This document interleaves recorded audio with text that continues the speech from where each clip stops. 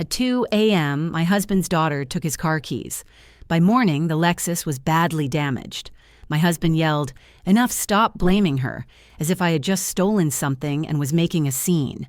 I didn't argue back because I already had proof. This wasn't a mistake, this was a choice. When the truth was exposed, my husband was shocked to the point he could barely breathe. Thank you for being here. Comment what time you're watching. Are you up at 2 a.m. like when this started? If you were me, would you stay quiet or confront immediately? Let me know. Quick note, this story includes dramatized elements for entertainment purposes, but the lesson is real. Something was wrong. The car was gone. I stood at the kitchen window, coffee mug frozen halfway to my lips, staring at the empty driveway. The space where Michael's Lexus should have been was just gray concrete and nothing else. 7:30 on a Saturday morning in early March. Brentwood was still quiet, Tennessee spring just starting to creep in. Daffodils were popping up along our street. It should have been peaceful. I set the mug down, my hand steadier than I felt. Maybe Michael had moved it.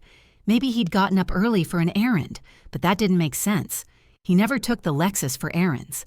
That car was his pride and joy. My heart started beating faster. I walked through the living room, up the stairs. Each step creaked in the quiet house. Our bedroom door was half open. Michael was still asleep, one arm thrown over his eyes. His chest rose and fell in the slow rhythm of someone who had no idea anything was wrong. I crossed to his dresser, the small wooden tray where he kept his keys. His wallet was there. His wedding ring was there. The keys were gone. My stomach dropped. I looked out the window at the driveway below, empty except for my Honda sitting exactly where I'd left it last night. I went downstairs again, faster this time, through the mudroom into the garage. My car sat in the dim light, Michael's truck beside it. But the third bay was empty. Someone had taken the Lexus, and they'd taken Michael's keys to do it. I knew who. Of course I knew who. But I'd learned over the past 3 years that in this house, proof didn't always matter. Not when it came to her. I walked back into the kitchen, my mind racing. Should I wake Michael now, call the police? What if there was some explanation I hadn't thought of? What if I was wrong, I'd been wrong before, or at least that's what Michael always said.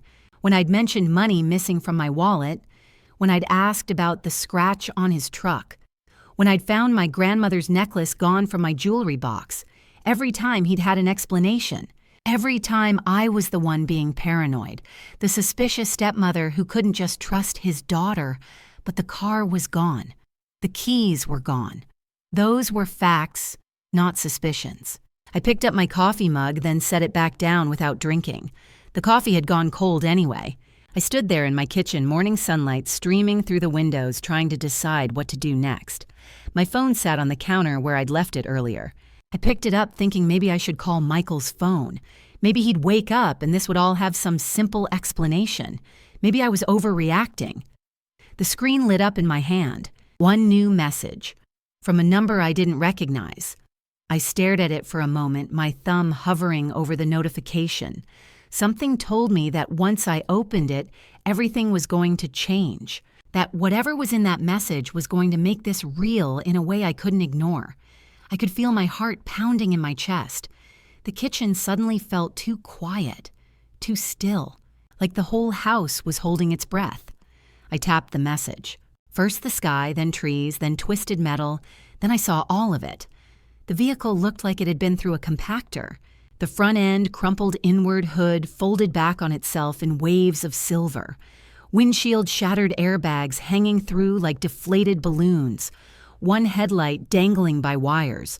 The driver's side door caved in, and wrapped around the whole mess was a telephone pole. Michael's Lexus, or what was left of it. My legs felt weak. I pulled out a kitchen chair and sat down. More messages came through the phone, buzzing in my hand. "This is Sophie Turner. I'm friends with Danielle. She wanted me to reach out. There was an accident early this morning, around 4:30. Nobody's hurt, thank God. But the car..." We went to a party at Tim's Ford Lake, about 2 hours from Nashville. Danielle had some drinks. Not a lot, she said she was fine. But on the way back on one of those back roads with no lights, she didn't see the curve. "I'm so sorry," I know she's going to be in huge trouble, but I thought someone should tell you before she gets home." I read every word twice. Then I started taking screenshots. The mangled vehicle, every message, the timestamp, Sophie's number, everything. My hands shook, but I made sure each screenshot was clear. Document everything. Because later, when stories changed, having proof mattered. 4:30 in the morning. While Michael and I slept, Danielle had crept into our room, taken his keys from his dresser, driven his brand new car 2 hours away to a party, been drinking, then wrapped $55,000 around a telephone pole on a back road. And now I had to go upstairs and tell my husband his daughter had destroyed his car. His daughter, not our daughter. That distinction mattered in this house. I thought about the past 3 years, all the time something went wrong and somehow ended up being my fault. The missing grocery money Danielle swore she hadn't taken, the scratch on Michael's truck after she borrowed it, the broken lamp, the unpaid speeding ticket. Every single time Michael found a reason why it wasn't really her fault, why I was being too harsh, too suspicious, too much like a stepmother. This time, there were photos, text messages from her friend, a totaled vehicle with Danielle behind the wheel. And I already knew it wouldn't matter. He was going to defend her anyway. Ask why I didn't stop. Her didn't hear her leave, didn't somehow prevent this. He was going to make that face that said I was being unreasonable for expecting his 23-year-old daughter to act like an adult. But I had to tell him. I stood up, phone clutched in my hand. Morning sun streamed through the windows, making everything look normal and peaceful. Like this was just another Saturday in Brentwood. I walked to the stairs, put my hand on the railing, took a breath. Each step felt heavier than the last. I stopped outside our bedroom door. Michael was stirring inside now, the bed creaking. He'd be awake soon anyway. I raised my hand, knocked softly. "Michael." My voice came out steadier than I felt. "We need to talk." His face changed the moment I said it. The door opened. Michael stood there in that old University of Tennessee, t-shirt hair sticking up on one side, squinting at me in the hallway light, still half asleep but alert enough to know something was wrong. "What's going on?" He stepped back, letting me into the room. I walked past him to the window, pulled the curtain aside. "Look." He came up beside me, following my gaze down to the driveway. I watched his expression shift as he registered what he was seeing, or rather what he wasn't seeing. "Where's my car?" "Gone." "What do you mean, gone?" He leaned closer to the glass, like maybe he'd just missed it somehow. "Where did it go?" I turned from the window and crossed to his dresser, pointed at the wooden tray where he kept his things. "Your keys are gone, too." Michael moved quickly, then coming over to check for himself. His wallet sat there, his wedding ring, loose change from his pockets. But the key fob that was always there, always in the same spot, wasn't. Someone took them. His voice had an edge to it now. "Someone came in here while we were sleeping and took my keys." I didn't say anything, just watched him work through it. "We need to call the police." He was looking around the room now like the keys might have fallen somewhere. "This is breaking and entering, theft. That car cost $55,000. "Michael." "They can track it right, the GPS system. They can find it and Michael." I held out my phone. He stopped mid-sentence, looked at me, then at the phone in my hand. Something in my expression must have told him he didn't want to see what was on that screen, but he took it anyway. I watched the color drain from his face as he stared at the screen. His hands started to shake. "What is this?" His voice came out hoarse. Where? Keep reading." He swiped up eyes, moving across the messages. I didn't need to see the screen to know what he was reading. Sophie's texts, the explanation, the details I'd already memorized. Tim's Ford Lake, the party, the drinking. 4:30 in the morning. His jaw clenched. Who sent this? Sophie, Danielle's friend. The name hung in the air between us. I watched him make the connections, the missing keys, the missing car, the messages from his daughter's friend. "No." He shook his head. "That's not. Danielle wouldn't take my car without asking. She wouldn't do that." I stayed quiet. Let him process. There has to be another explanation. His voice got stronger, more defensive. Maybe someone else took the keys. Maybe this person got confused about whose car it was. Maybe... Your keys were on that dresser when we went to bed, I said quietly. Your car was in the driveway. Now they're both gone and her friend is texting me from 2 hours away. Michael stared at the phone in his hand, then at me, then back at the phone. Call her, I said. Call Danielle and ask where she is. He stared at the screen for a long time. I could see the moment it really hit him. Not just the shock, but the weight of what it meant. His daughter, his car, his $55,000 mistake sitting in pieces 2 hours away. His thumb moved, found her contact, hit call. The room filled with ringing, once, twice, 3 times. Voicemail. Danielle's voice bright and cheerful. Hey, it's me, leave a message.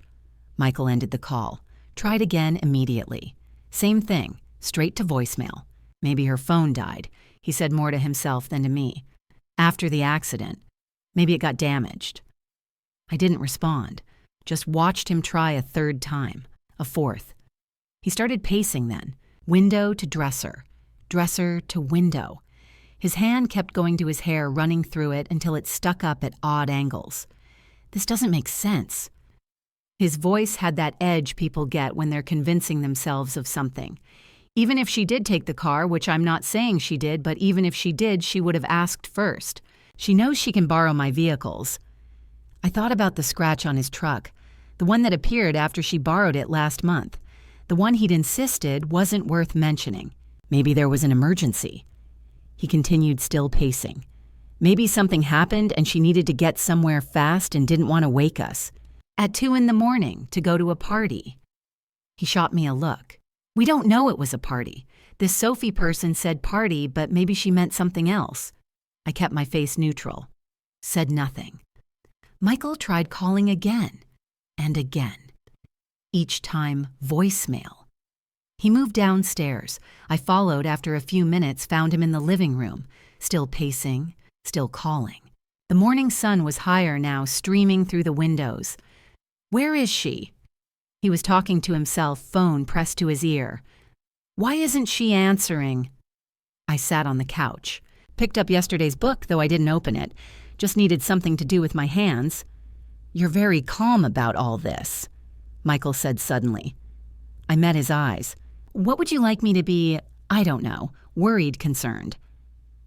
My daughter's car is totaled and your car is totaled, I corrected quietly. He stopped, stared at me. What, your car? Not hers. She doesn't have a car. She took yours. His jaw tightened. He turned away, started pacing again. Tried calling again, voicemail again. The hours crawled. 9 became 10. 10 became 11. Michael wore a path in the carpet between living room and kitchen. Every few minutes, another call. Every time, nothing. I made coffee. He didn't drink it. Around 11:30, he finally sat down. Elbows on his knees, phone in hand, staring at nothing.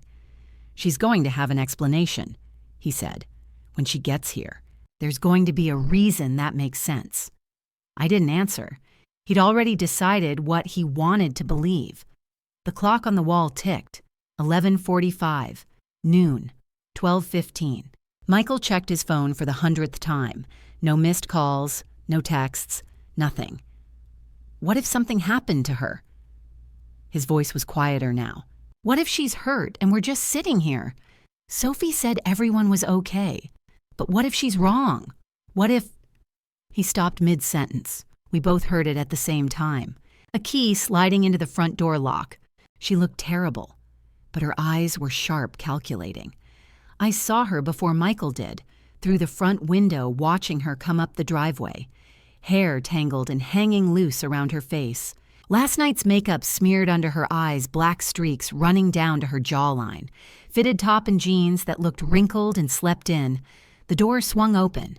She stepped inside, and that's when I noticed the cut. Just above her left eyebrow, a thin line of dried blood. Not deep, but visible. Michael was on his feet before I could blink, crossing the living room in 3 strides. Danielle, oh my God, are you okay? His hands went to her shoulders, her face checking for damage. What happened? Are you hurt? And then she started crying. Not quiet tears, the loud, gasping, theatrical kind that made her whole body shake. She collapsed into his arms, face buried in his chest, letting out broken sobs that filled the entire house. "Daddy," she choked out. "Daddy, I'm so sorry. I'm so sorry." Michael wrapped his arms around her, one hand stroking her hair. He shot me a look over her shoulder. The kind that said I was overreacting, that I should see how traumatized she was, that this wasn't the time. I stayed where I was on the couch, didn't move, didn't say anything. Danielle kept crying, shoulders heaving. I was so scared. It was so scary. I thought, "It's okay?" Michael's voice was soft, soothing. "You're safe now. You're home."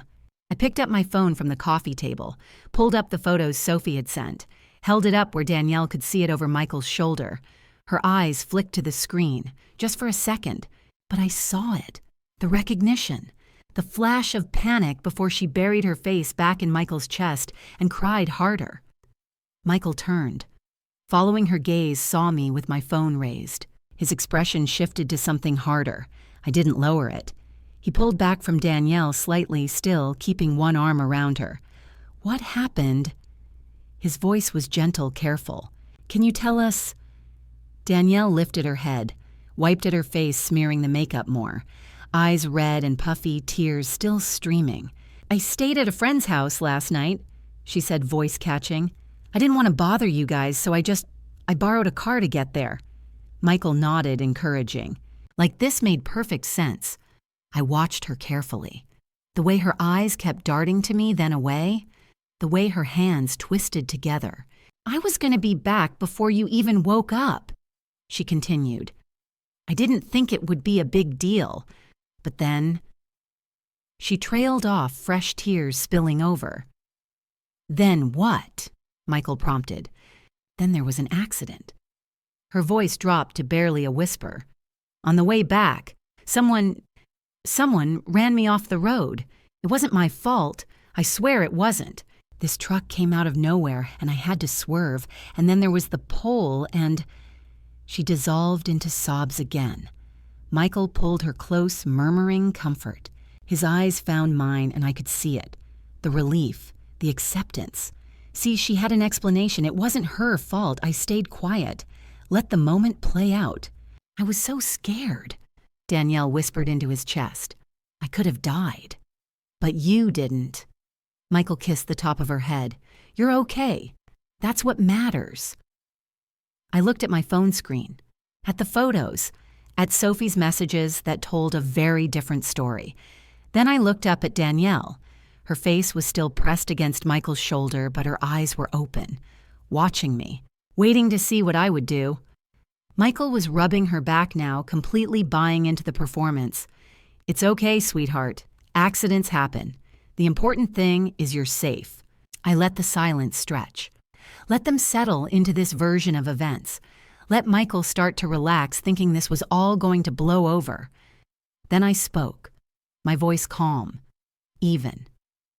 "Which car did you borrow?" The room went very still. Danielle's head lifted slightly. "What? You said you borrowed a car." I held her gaze. "Which car?" She hesitated, just for a second. Her mouth opened, then closed. Eyes darting to Michael, then back to me. I could see her brain working, trying to figure out which answer would get her out of this. I thought... She stopped, started again. "I thought it was your car, Michelle." I didn't blink. "My car's been in the garage all night." Another pause, another calculation. Then her face changed, hardened slightly. "No, wait. I asked you yesterday. Remember, I asked if I could borrow your car and you said it was fine." Her voice got stronger, more confident. "You told me I could take it." I kept my voice level. "I never said that." "Yes, you did." Her eyes went wide, innocent. "We were in the kitchen and I asked about using your car this weekend and you said, okay. That didn't happen." "Daddy." She turned to Michael, voice breaking again. "She's lying. I swear I asked her. I wouldn't just take a car without asking. You know I wouldn't." Michael looked at me, then at Danielle, then back at me. I could see him trying to work it out, but I already knew which way he was leaning. "Michelle," his voice was careful, "did Danielle ask you about the car?" "No." "Are you sure maybe she asked and you forgot, or—" "I'm sure Michael." Danielle made a sound between a sob and a laugh. "I can't believe this. I almost died and you're calling me a liar." She turned back to Michael, grabbing his arm. "Someone ran me off the road. A truck came out of nowhere and I had to swerve and I couldn't—" Her breathing got faster. "I hit the pole and everything went black and I was so scared. I thought I was going to die." Hey. Michael's arms went around her. "You're safe. It's okay." "It's not okay." Her voice rose. "I could have been killed and she's standing there accusing me. I asked permission. I did. She just doesn't want to admit it because then she'd have to take responsibility. I almost had to admire it, the way she was turning this around, making herself the victim, making me the villain." Michael was stroking her hair, making soothing sounds. His eyes met mine and I saw it, the accusation, the disappointment. "Michelle, this isn't the time." His voice had an edge now. "She's been through a trauma. Can we deal with this later?" I stayed quiet, watching Danielle's face pressed against his chest, watching the way her eyes were open, watching me. No tears now, just that calculating look. "I can't believe you're being so cruel," Danielle whispered loud enough for both of us to hear. "I know you don't like me. I know you wish Dad never married you and brought me into this house, but I never thought you'd lie just to get me in trouble." "Danielle, that's enough," Michael said, but his voice was gentle. Not the sharp reprimand it should have been. "It's true, though." She pulled back to look at him, tears streaming again. "She's always watching me, always waiting for me to mess up, and now she's using this accident to turn you against me." Michael's jaw tightened. He looked at me. "Can you give us a minute? Please?" The please was supposed to sound like a request, but it wasn't. It was a dismissal. He was choosing her. Again. I looked at them both. Michael with his arm around his daughter. Danielle with her face buried in his chest but her eyes on me, waiting to see if she'd won. And I smiled. Not a big smile, just a small one. Michael saw it. "What's funny?" "Nothing's funny." Danielle's eyes narrowed. "Then why are you smiling?" I looked at Michael. "You're right. She's been through something traumatic. You should comfort her." He looked confused, suspicious. "Okay." I turned toward the stairs, stopped, looked back. "I have one more thing to say." My voice came out steady, calm. Michael was still staring at me, arm around Danielle, waiting for whatever I was about to say. Danielle had gone very still, her eyes locked on mine. I took a breath. "She didn't take my car, Michael. She took yours."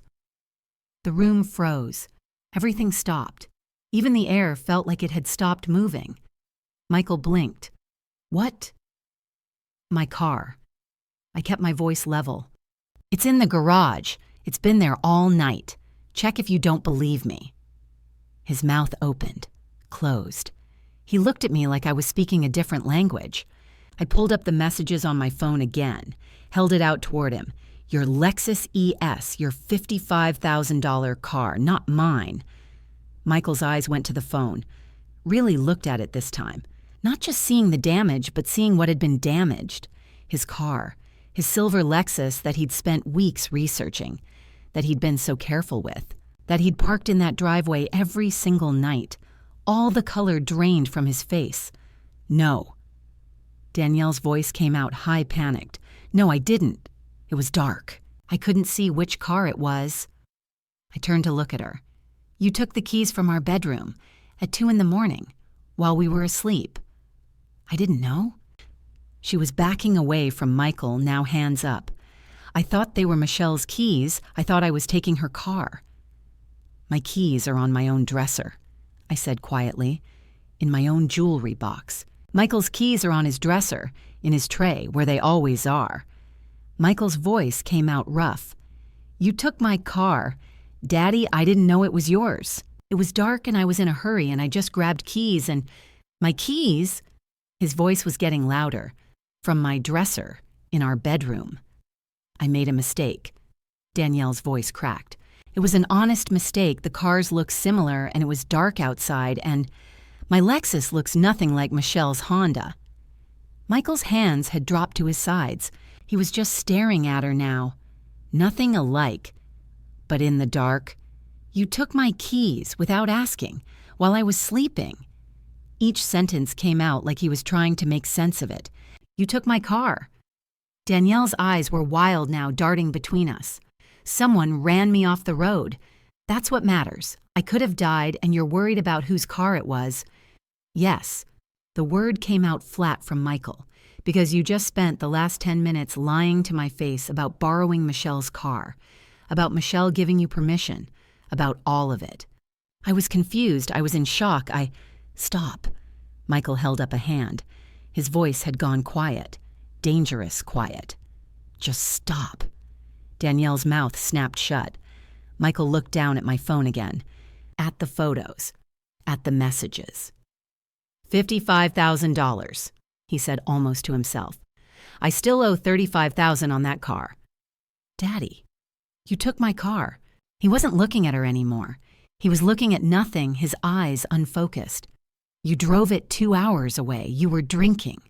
His jaw clenched. You drove my car drunk. I wasn't that drunk. And someone hit me. It wasn't my fault. Michael's eyes snapped to her. Whose fault was it then? Mine, Michelle's, who exactly is responsible for you taking my keys and destroying my car? Danielle opened her mouth, closed it, opened it again. Nothing came out. That's what I thought. Michael's voice was cold in a way I'd never heard before. He sat down heavily on the couch, put his head in his hands.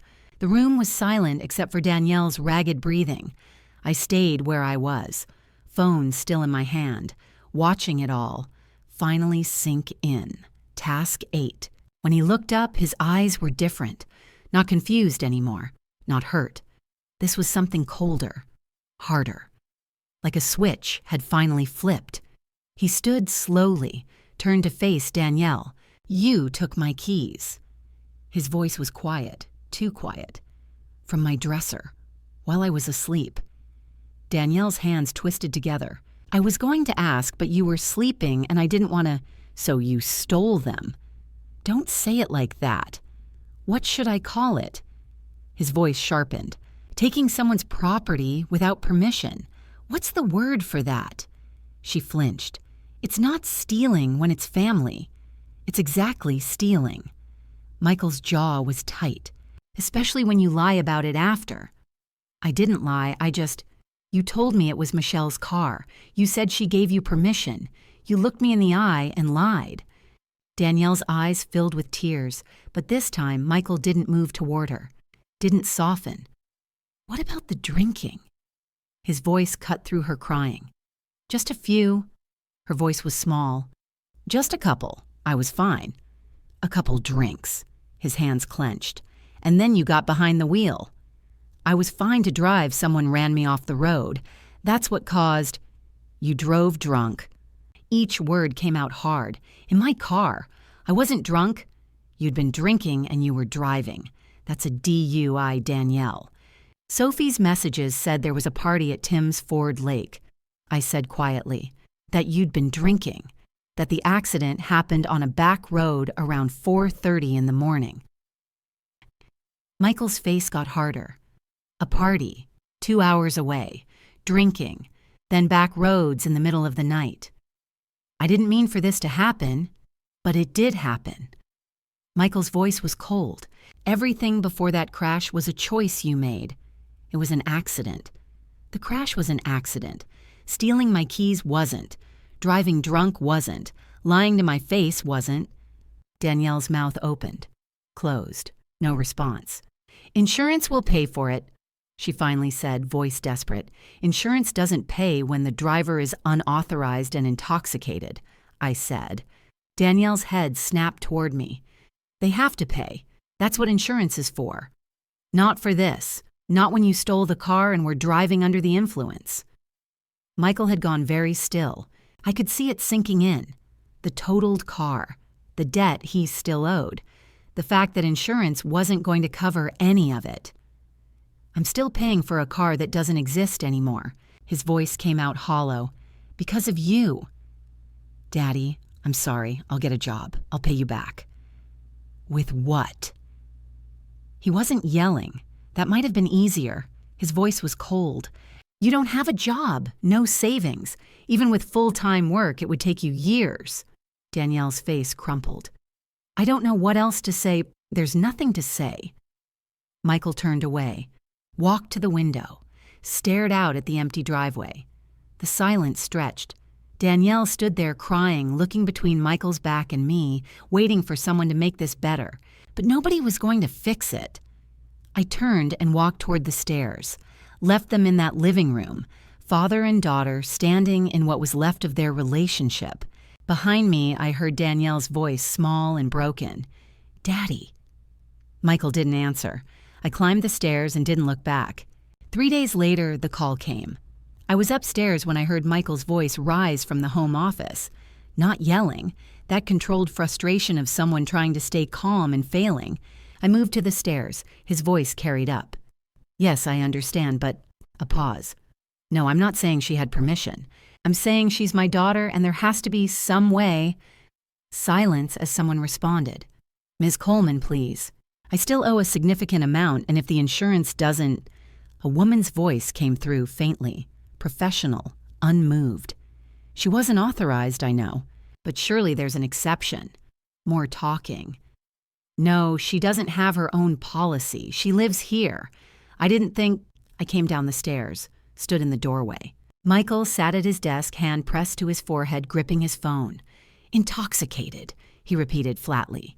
Yes, there was drinking, but... The woman cut in. Ms. Coleman.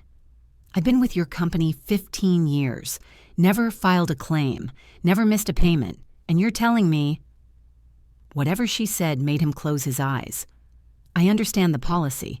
I'm asking if there's any flexibility, any review process. Short response. Then I'll take my business elsewhere. Another brief response. Fine. Hard. Consider this my formal complaint. He ended the call, sat there staring at nothing. They said no. I said from the doorway. He didn't look up. Unauthorized driver, intoxication, family member theft, policy excludes coverage. The claim is denied. Completely.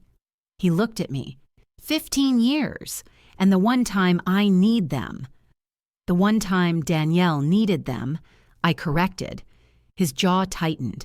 He didn't argue. I walked to the kitchen. He followed minutes later. Papers spread across the table, bank statements, loan documents, insurance policy with yellow highlighting. He sat heavily, picked up one paper, set it down, another. I still owe $35,000, he said to the air, on a car in pieces at some junkyard. I poured coffee, brought 2 mugs to the table, set one before him, sat across. He wrapped both hands around it. Didn't drink. What are we going to do? I looked at him. We or you and Danielle. He flinched. Michelle. It's a real question. Even voice. This debt. This mess. Is it ours or yours and hers? She's part of this family. She's your daughter, not mine. I held his gaze. That debt is from her decision, not mine. He stared at his coffee. So it's my problem. I'm saying it's not mine. The words sat between us, harsh, true. His shoulders sagged. He looked older, tired beyond sleep. I don't know how to fix this. Maybe you can't. I stood, left the kitchen, left him with his papers and impossible math. That evening, Michael went to bed early. Headache, he said.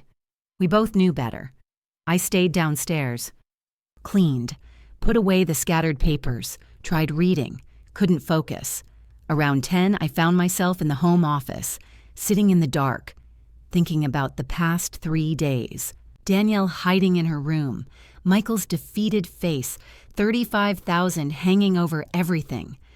My eyes caught the small camera in the ceiling corner. I'd almost forgotten. Weeks ago, after my grandmother's necklace disappeared, Michael telling me I must have misplaced it, making me feel crazy for thinking someone took it. I'd installed the camera, never checked the footage, never had reason. Until now. I pulled my laptop from the drawer, opened it. The camera software was still there. 3 days ago, Danielle came into our bedroom at 2 a.m, took those keys while we slept. What else had she done when we weren't watching? I clicked the software open. The camera software interface filled my laptop screen, a grid of thumbnail images stretching back months. I stared at the timeline. January, February, March. The camera had recorded everything. Months of footage sitting in this software, waiting. I scrolled through the thumbnails. The entryway at different times, different days. Morning light, afternoon shadows. The grainy gray of night vision mode. Each tiny square a moment captured a potential answer to questions I hadn't known to ask. My hand hovered over March 15th. Divi nulle tris, priexpustiena. Footsteps on the stairs behind me. I didn't turn around, didn't close the laptop, just kept staring at that timestamp, my cursor frozen over the play button. "What are you doing?" Danielle's voice came from the doorway. I still didn't look at her. "Michelle." Sharper now. "What are you doing on that laptop?" I heard her move closer, felt her presence behind my shoulder, then silence. The kind of silence that means someone's seen something they weren't supposed to see. I glanced up. Danielle stood 2 feet away staring at my screen, at the camera grid, at the timeline stretching back months, at the thumbnail paused under my cursor, the entryway dark timestamp glowing in the corner. Her face changed, color draining, jaw tightening. She knew exactly what was on that footage. "You're spying on me." I turned back to the screen without answering. "Are you serious right now? You put a camera in the house?" Still, I said nothing. Just looked at those thumbnails. January 22nd, February 8th, February 19th, March 3rd, March 15th. "This is insane." Her voice pitched higher. You're not my mother." The words exploded out of her sharp and vicious. I sat perfectly still. "Why are you even in this house?" Danielle moved around the couch, putting herself between me and the laptop. "You don't belong here." I met her eyes, kept my expression neutral. "You stole my dad from me." Her hands clenched into fists. "Everything was fine before you came. Everything was perfect." I let the words hang in the air. Didn't defend myself, didn't argue, didn't engage. She was waiting for me to react, to yell back, to justify, to give her something to fight against. I gave her nothing. "Say something." Danielle's voice cracked. "You're just going to sit there." "I think you should go upstairs." The calm in my voice seemed to enrage her more. "You can't tell me what to do. This is my dad's house. You're just some woman he married." I stood up slowly. Danielle took a step back. "Upstairs," I repeated, quiet but firm. "Now. I don't have to listen to you. Then don't listen, but leave this room." We stared at each other, her chest heaving, face flushed with anger. Me standing there, hands steady, meeting her glare without flinching. For a moment, I thought she might actually swing at me. Instead, she spun around and stormed toward the stairs. "You're a controlling bitch!" The words flung over her shoulder. Her footsteps pounded up the stairs. The bedroom door slammed so hard the frame rattled. Something fell off a shelf somewhere. I heard the distant crash. Then silence. I sat back down. My hands were shaking now, adrenaline finally catching up. My heart hammered against my ribs. "You stole my dad from me." The words echoed in the quiet room. But the evidence was right there on the screen. Months of it. Time-stamped, recorded, undeniable. I took a slow breath. Let it out. Took another. The laptop sat open in front of me, that grid of thumbnails still glowing. March 15th, 2:03 a.m. Whatever was on that footage, whatever I was about to see, there was no going back after this. I steadied my hand, moved the cursor to the thumbnail, clicked play. The footage began to roll. That footage is about to play. But first, Comment 1 if you're still here with me. Quick note, this story includes dramatized elements. Not your thing, you can exit now. For everyone else, let me show you what that camera caught. Black and white footage filled the screen. Timestamp glowing in the corner, 2:03 a.m. March 15th. The grainy view of our entryway. Night vision mode turned everything into shades of gray. The console table. The mirror above it. The stairs leading up into darkness. Everything still. Silent. The timestamp ticking forward. Then movement at the top of the stairs. I leaned closer to the screen. Danielle crept down step by careful step. She wore going-out clothes, jeans, a fitted top jacket, not pajamas. She'd been dressed and ready, waiting for the right moment. She paused on the bottom step, stood completely still, head tilted, listening. Her gaze shifted toward the hallway where our bedroom sat. She waited there for 5 full seconds, watching that darkened doorway. Then she moved to the console table. Michael always dropped his keys there when he came home. Car keys, house keys, all of them in the wooden bowl we kept by the mirror. The Lexus key fob was distinctive even in black and white. Larger than the others, the Toyota logo visible on one side. Danielle's hand reached into the bowl. Her fingers sorted through the keys, found the right one, lifted it out. She held it up to examine it, making sure, then slipped it into her jacket pocket. Another glance toward our bedroom. Still nothing. Still quiet. She crossed to the front door, opened it slowly. I could see her shoulder angle, the careful way she eased it wide enough to slip through. Then she was gone. The entryway sat empty. The timestamp ticked forward. 2:04 a.m. 2:05 a.m. I stared at that empty hallway for 10 more seconds before I reached for the mouse, rewound the footage, watched it again. Danielle coming down the stairs. The pause, the listening, the deliberate approach to the key bowl, the examination of the fob before pocketing it. No question what I'd just seen. This wasn't impulse. Wasn't some panicked, stupid decision made in the heat of the moment. She'd planned it. Gotten dressed. Waited until she thought we were asleep. Taken the keys with full awareness of what she was doing. Left the house at 2:03 a.m. Crashed the car at 4:30 a.m.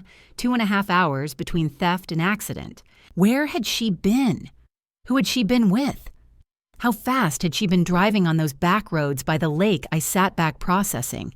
But something nagged at me. Something about the way she'd paused at that console table. The way her hand had hovered over the bowl for just a moment before reaching in.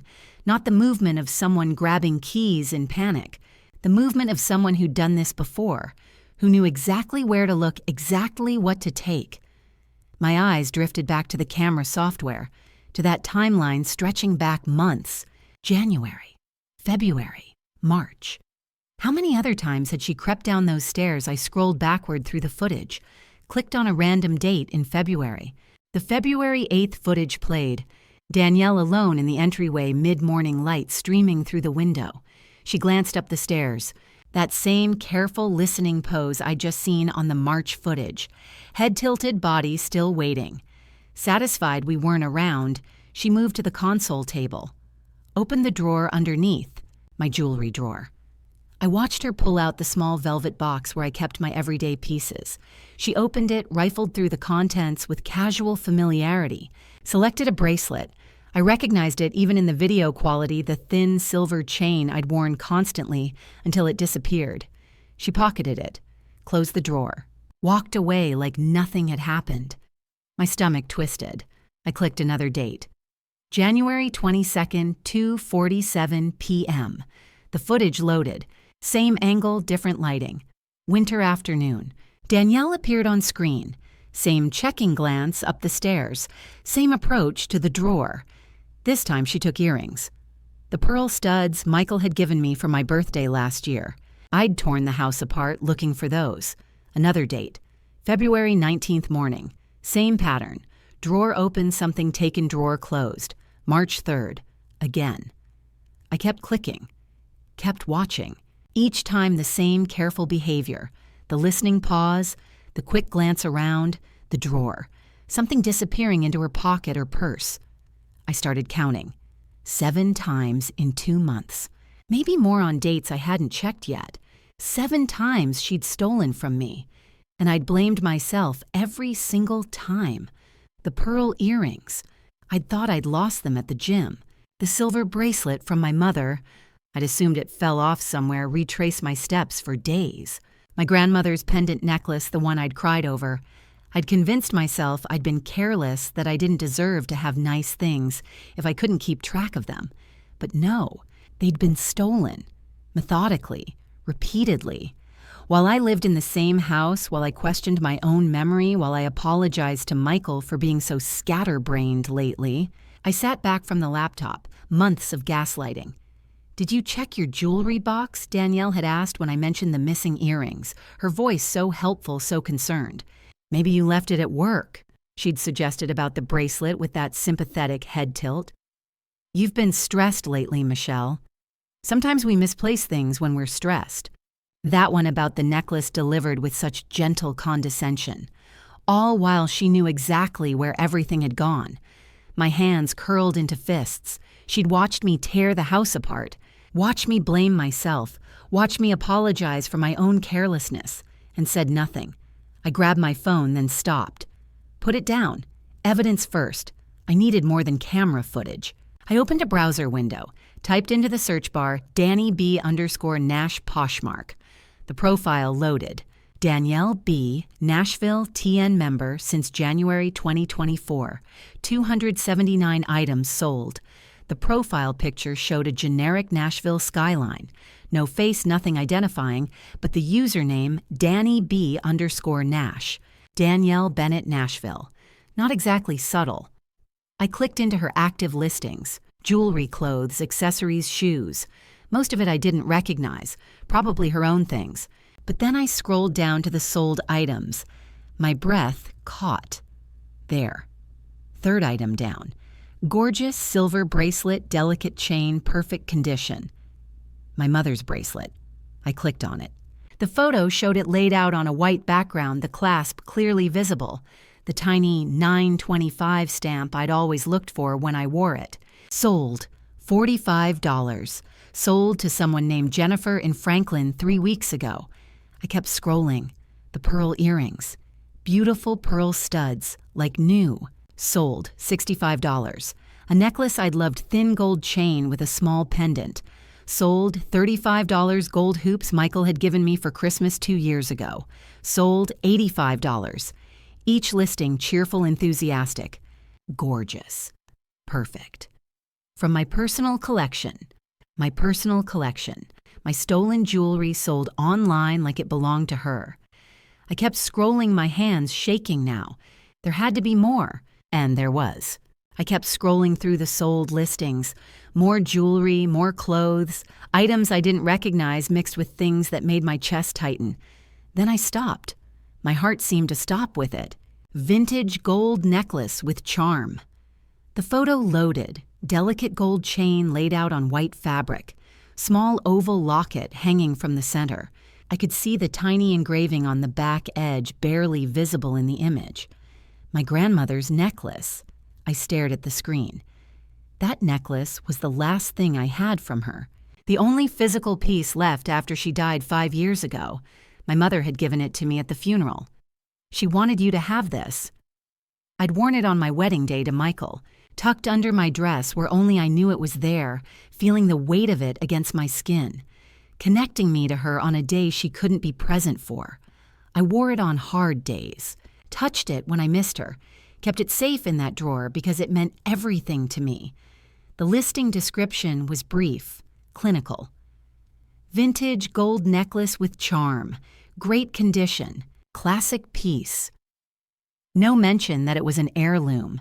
No mention that someone had loved it, worn it for 40 years, passed it down with trembling hands and tears. Just a vintage piece, a thing to be sold. Sold $85. Sold to Patricia M. in Memphis. 2 months ago, January 18th. $85. The cost of a nice dinner, a tank of gas and groceries, a pair of shoes on sale. I'd cried for 3 days when it disappeared. torn the house apart, checked every pocket, every drawer, every corner, retraced my steps for a week, and Danielle had sold it for $85. My hands were shaking so hard I could barely control the mouse. I took screenshots, the profile page, this listing, every sold listing I'd found, the bracelet, the earrings, the hoops, the necklaces, all of it. 23 screenshots saved to my desktop. Then I opened the camera footage folder, the 7 videos I'd already saved, February 8th, January 22nd, February 19th, March 3rd, the others. Each one showing Danielle at that drawer, her hand taking something, pocketing it. I created a new folder, named it Evidence, dragged everything into it. The screenshots, the videos, file after file documenting months of theft, 27 files total, 27 pieces of proof. I sat back staring at that folder on my desktop, the camera footage showing her stealing, systematic, repeated, calculated, the Poshmark account showing her selling, my property advertised as hers, bringing in over $600. $600 while she lived in our house rent-free. While Michael paid her car insurance, her phone bill, bought her groceries, filled her gas tank. While she looked me in the eye and helped me search for my missing necklace. Did you check the bathroom? Maybe it fell behind the dresser. I'm sure it'll turn up. Knowing exactly where it had gone. Knowing she'd already sold it. Knowing some stranger in Memphis was wearing my grandmother's necklace while I cried over losing it. I checked the time on my laptop, 11:47 p.m. The house was silent around me. Michael had gone to bed an hour ago. I'd heard the bedroom door close, heard the lamp click off. Danielle's room had been quiet since she'd slammed the door hours earlier. I was the only one awake. The only one sitting in the dark with this knowledge. But tomorrow morning, that would change. Tomorrow I'd wake Michael up early. Tomorrow I'd show him everything. I closed the laptop, sat in the darkness of the living room, the only light coming from the street lamp outside filtering through the curtains. Tomorrow the truth comes out. I kept scrolling through the sold listings, more jewelry, more clothes, items I didn't recognize mixed with things that made my chest tighten. Then I stopped. My heart seemed to stop with it. Vintage gold necklace with charm. The photo loaded. Delicate gold chain laid out on white fabric. Small oval locket hanging from the center. I could see the tiny engraving on the back edge barely visible in the image. My grandmother's necklace. I stared at the screen. That necklace was the last thing I had from her. The only physical piece left after she died 5 years ago. My mother had given it to me at the funeral. She wanted you to have this. I'd worn it on my wedding day to Michael, tucked under my dress where only I knew it was there, feeling the weight of it against my skin, connecting me to her on a day she couldn't be present for. I wore it on hard days, touched it when I missed her, kept it safe in that drawer because it meant everything to me. The listing description was brief, clinical. Vintage gold necklace with charm, great condition, classic piece. No mention that it was an heirloom. No mention that someone had loved it, worn it for 40 years, passed it down with trembling hands and tears. Just a vintage piece, a thing to be sold. Sold $85. Sold to Patricia M. in Memphis 2 months ago, January 18th. $85. The cost of a nice dinner, a tank of gas and groceries, a pair of shoes on sale. I'd cried for 3 days when it disappeared, torn the house apart, checked every pocket, every drawer, every corner, retraced my steps for a week, and Danielle had sold it for $85. My hands were shaking so hard I could barely control the mouse. I took screenshots, the profile page, this listing, every sold listing I'd found, the bracelet, the earrings, the hoops, the necklaces, all of it. 23 screenshots saved to my desktop. Then I opened the camera footage folder, the 7 videos I'd already saved, February 8th, January 22nd, February 19th, March 3rd, the others. Each one showing Danielle at that drawer, her hand taking something, pocketing it. I created a new folder, named it Evidence, dragged everything into it. The screenshots, the videos, File after file documenting months of theft. 27 files total. 27 pieces of proof. I sat back staring at that folder on my desktop. The camera footage showing her stealing. Systematic, repeated, calculated. The Poshmark account showing her selling. My property advertised as hers, bringing in over $600. $600 while she lived in our house rent-free. While Michael paid her car insurance, her phone bill bought her groceries, filled her gas tank. While she looked me in the eye and helped me search for my missing necklace. Did you check the bathroom? Maybe it fell behind the dresser. I'm sure it'll turn up, knowing exactly where it had gone, knowing she'd already sold it, knowing some stranger in Memphis was wearing my grandmother's necklace while I cried over losing it. I checked the time on my laptop, 11:47 p.m. The house was silent around me. Michael had gone to bed an hour ago. I'd heard the bedroom door close, heard the lamp click off. Danielle's room had been quiet since she'd slammed the door hours earlier. I was the only one awake, the only one sitting in the dark with this knowledge. But tomorrow morning, that would change. Tomorrow, I'd wake Michael up early. Tomorrow, I'd show him everything. I closed the laptop, sat in the darkness of the living room, the only light coming from the street lamp outside filtering through the curtains. Tomorrow, the truth comes out. Morning light filled the kitchen. Michael stood at the counter making coffee, measuring grounds into the filter like he did every morning. Danielle was still upstairs. Her door hadn't opened yet. I came down with my laptop. Michael glanced up. "You're up early. Couldn't sleep." I set the laptop on the kitchen table. "We need to talk, both of us, with Danielle." He saw my expression. The coffee scoop froze in his hand. "What happened? Call her down here, please." He studied my face for another moment, then set down the scoop and headed for the stairs. I heard his footsteps overhead, his knock on her door, muffled voices, then footsteps coming back down. Danielle appeared behind him, still in pajamas, hair pulled into a messy bun, arms crossed over her chest. "What now?" Her voice dripped with irritation.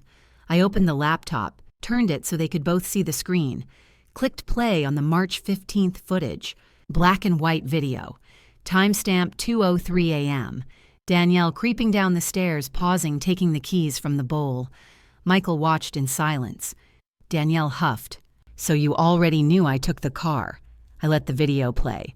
"Watch the timestamp. You left at 2:03. The crash was at 4:30. Michael's voice came out slow, careful. 2.5 hours.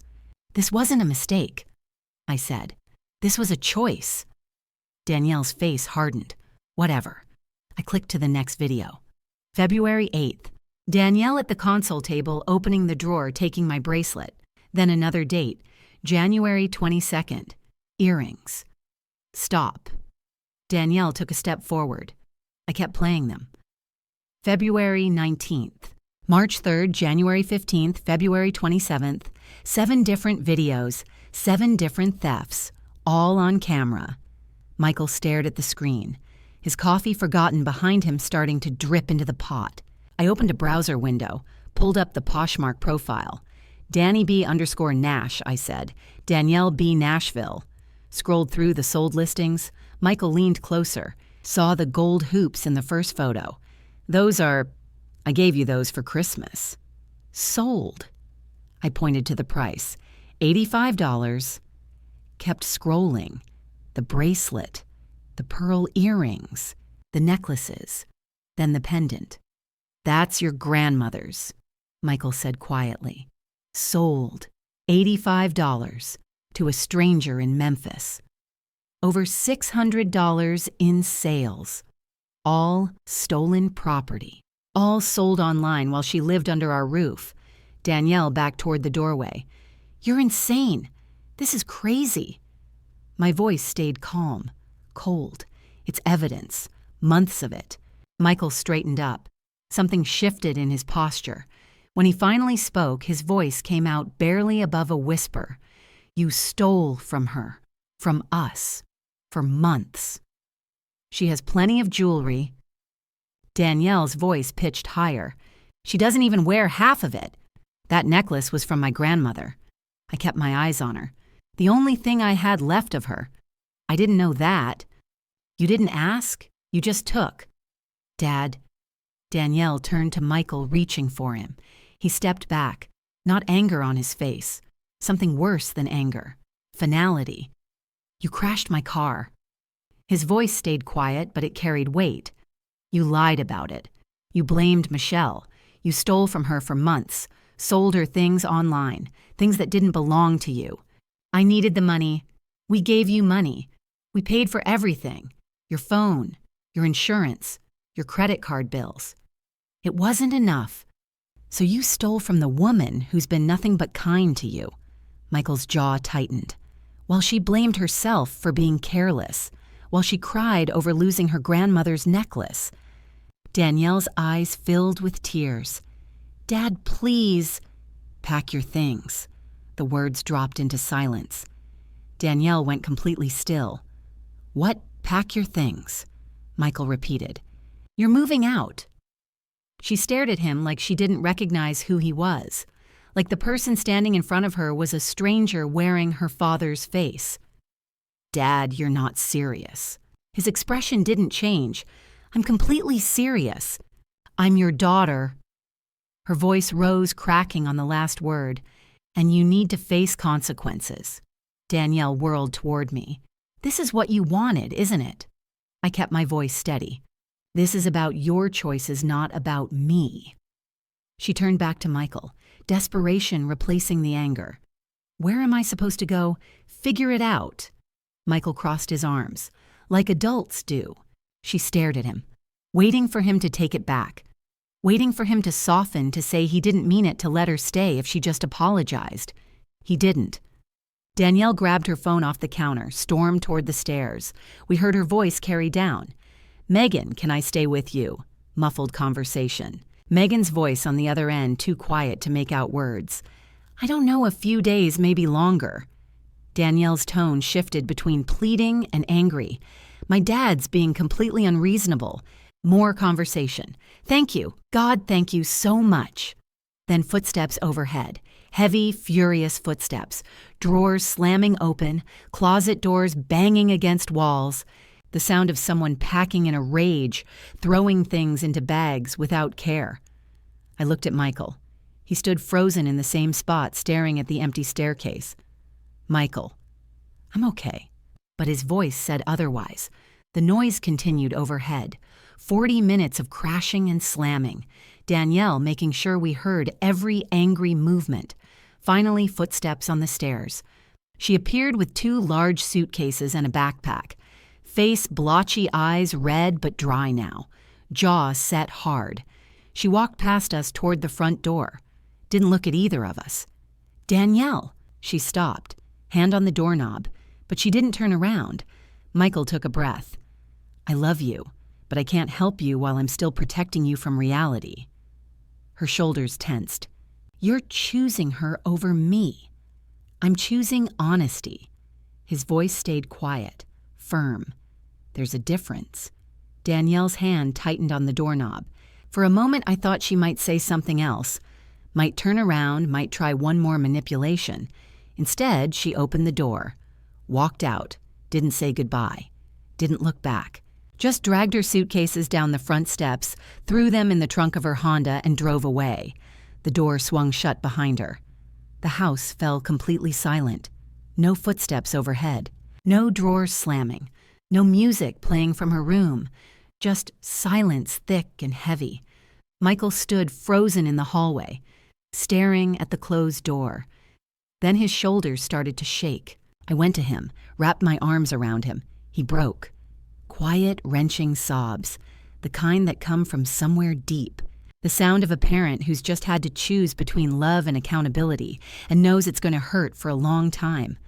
I held him, let him cry into my shoulder. Didn't say anything because there wasn't anything to say that would make this easier. You did the right thing, I finally whispered. His voice came out broken. She needs to learn. You can't teach her while you're still shielding her from her own mistakes. He nodded against my shoulder, but he kept crying.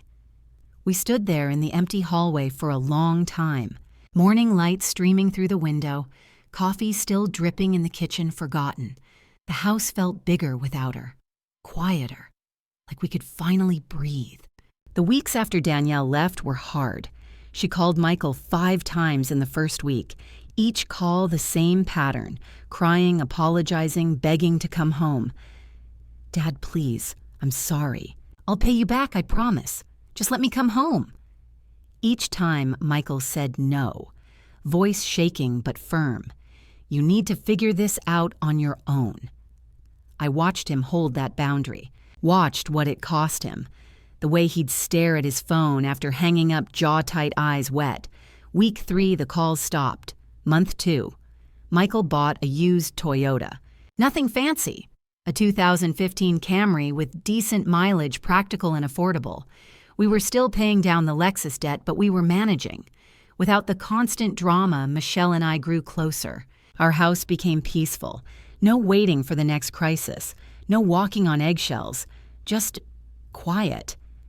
Then 3 months after she left, the first check arrived. I brought in the mail and saw the envelope.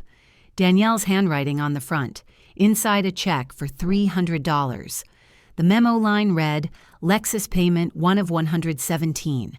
I showed Michael when he got home from work. He stared at it for a long time. She's actually doing it. July brought the second check.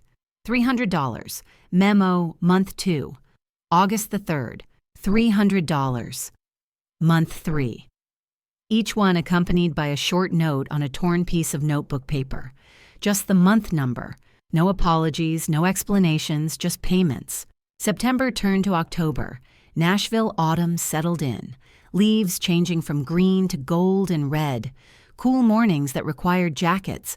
The smell of wood smoke in the evenings. Saturday morning, October 12th. The doorbell rang. I answered it.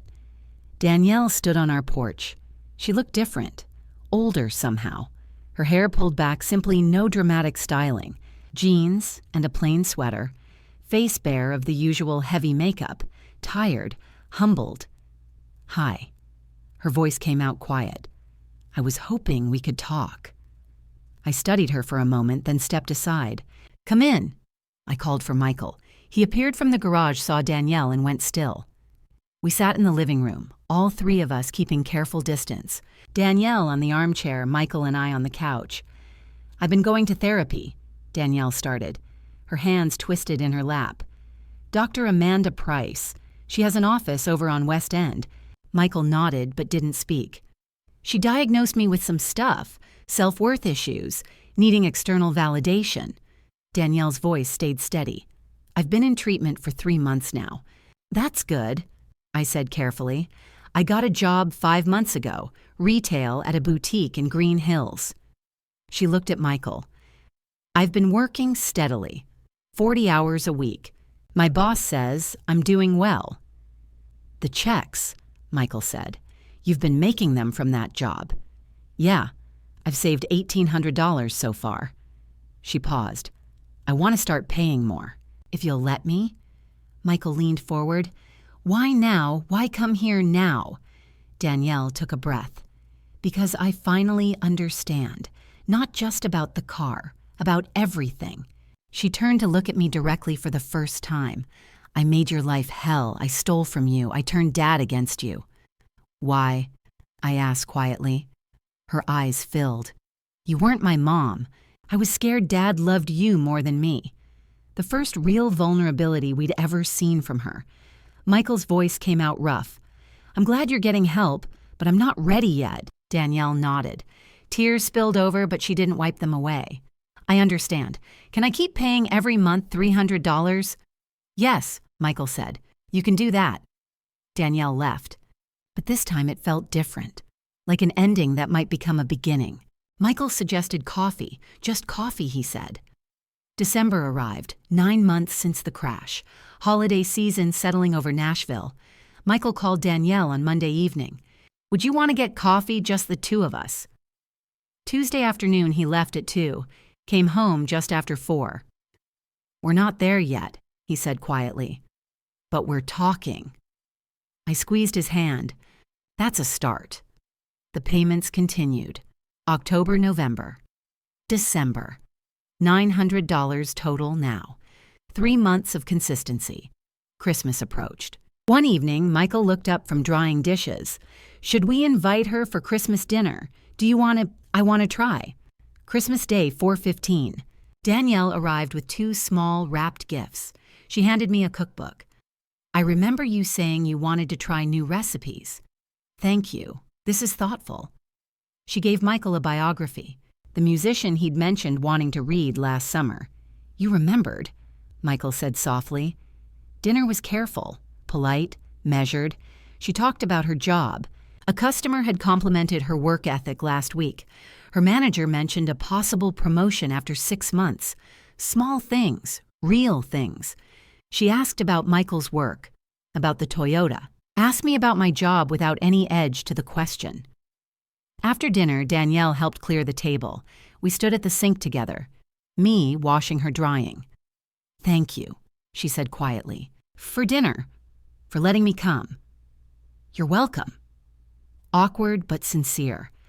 She left after 2 hours, hugged Michael at the door, nodded respectfully to me. "Merry Christmas." The door closed behind her.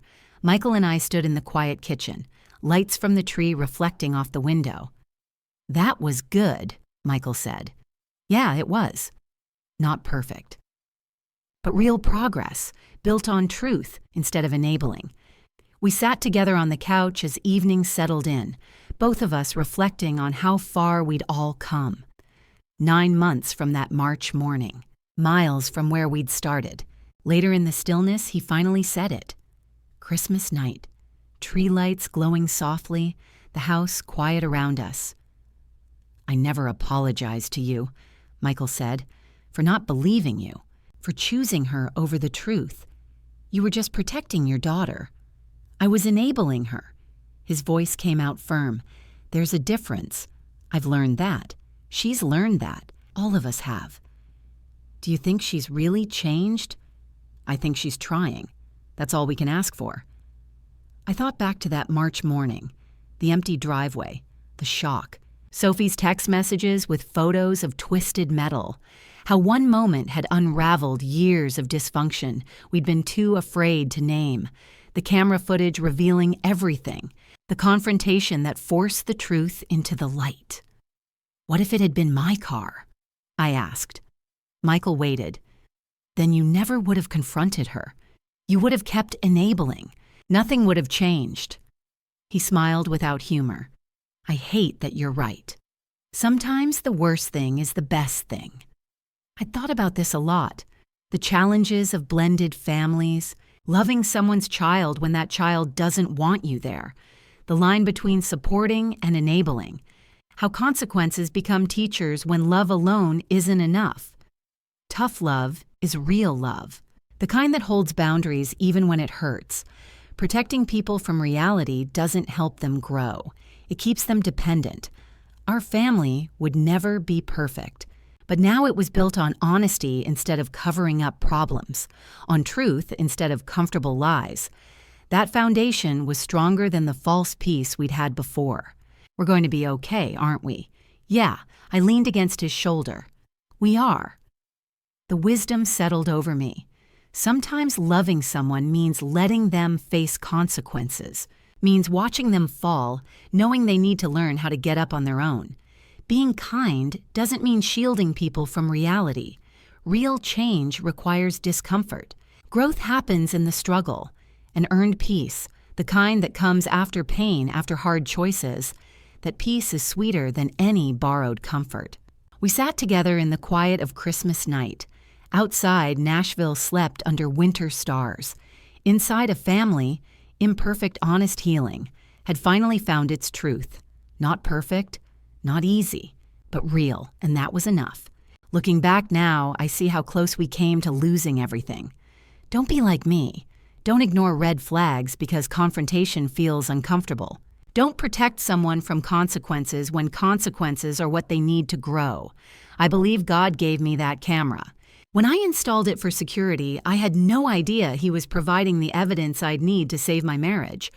God works through our worst moments to bring about necessary change. God taught me that truth, however painful, beats comfortable lies every time. The lesson family drama stories like mine don't resolve themselves. Family drama stories require courage to confront the truth. Family drama stories teach us that real love sometimes means saying no.